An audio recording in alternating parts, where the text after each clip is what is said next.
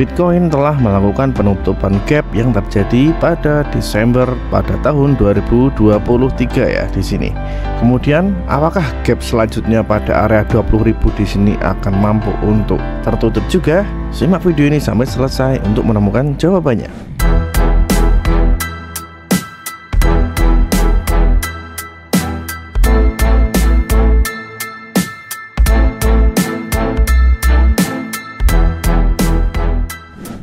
Bitcoin kembali melakukan penurunannya atau melanjutkan penurunannya setelah adanya dua doji sinyal bearish di sini kemarin ya, dimana pada video sebelumnya saya juga sudah mengatakan ketika Bitcoin sudah breakdown dari support ascending triangle di sini, kemudian gagal untuk kembali masuk ke dalam area atas EMA ribbon dan mantul di sini ya, mendapat perlawanan yang cukup sengit dari resisten EMA ribbon, maka Bitcoin kembali melakukan penurunannya dan support 40.000 sudah terbreakdown.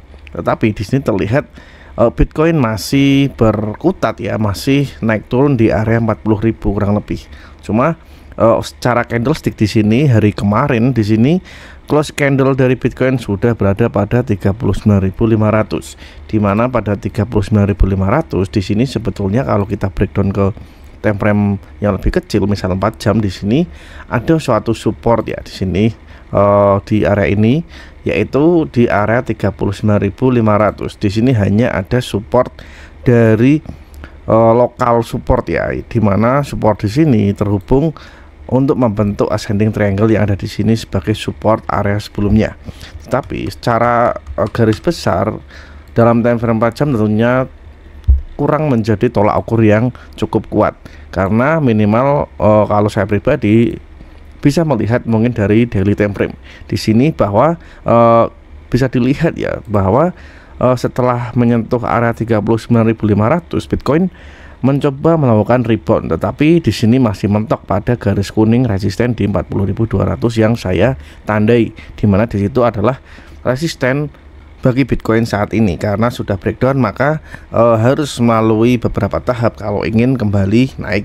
Tetapi kecenderungan yang akan terjadi adalah Bitcoin setelah breakdown dari area 40.000 tentunya akan mencoba untuk meretest support selanjutnya, yaitu yang ada pada area 38.000 di sini ya. Jadi kemungkinannya di sini nanti akan perlahan turun untuk menyentuh area support di 38.000. Kemudian di samping itu, dengan turunnya Bitcoin dan breakdown dari area 40.000 ya, Bitcoin juga di sini telah menutup area CME gap yang ada di sini ya.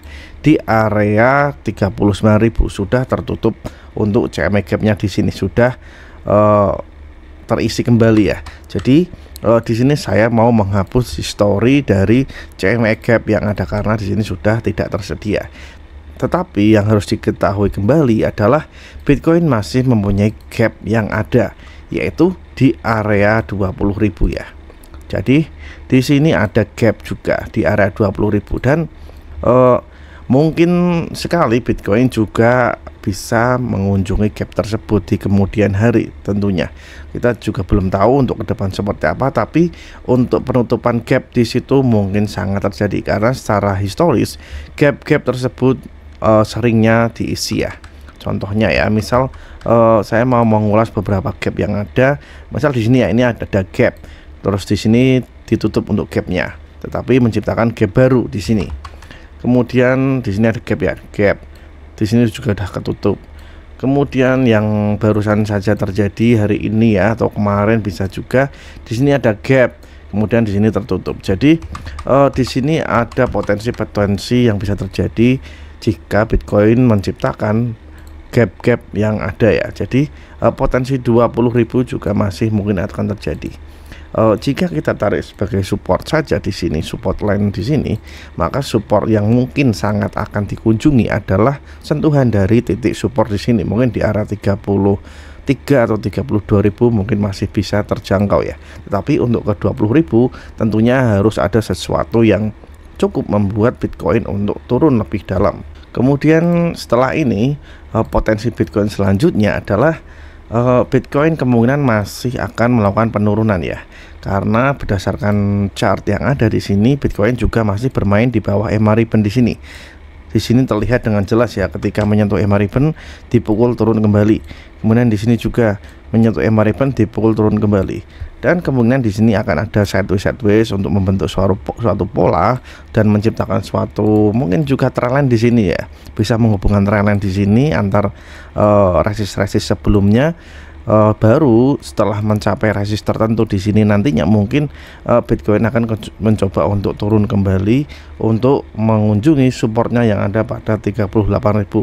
Tetapi jika nanti sampai Bitcoin ternyata akan naik dan breakout dari area EMA ribbon di sini, maka akan beda cerita lagi ya, kemungkinan akan berubah pola kembali. Kita tunggu saja nanti seperti apa. Cuma untuk kemungkinan yang akan terjadi ke depan adalah saya lebih cenderung masih kepada bearish momentumnya, dimana kita mungkin bisa mengambil suatu pola di sini yang tadi saya jelaskan. Ada resisten di sini yang menghubungkan antara lower high sebelumnya di area ini ya, di sini. Kemudian nanti akan ada sedikit sideways area di sini seperti layaknya di sini.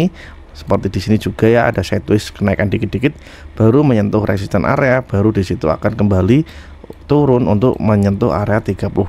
Oke, mungkin seperti itu sedikit penjelasan Bitcoin dan update-nya untuk hari ini. Sampai jumpa pada analisis Bitcoin selanjutnya. Jangan lupa subscribe dan terima kasih.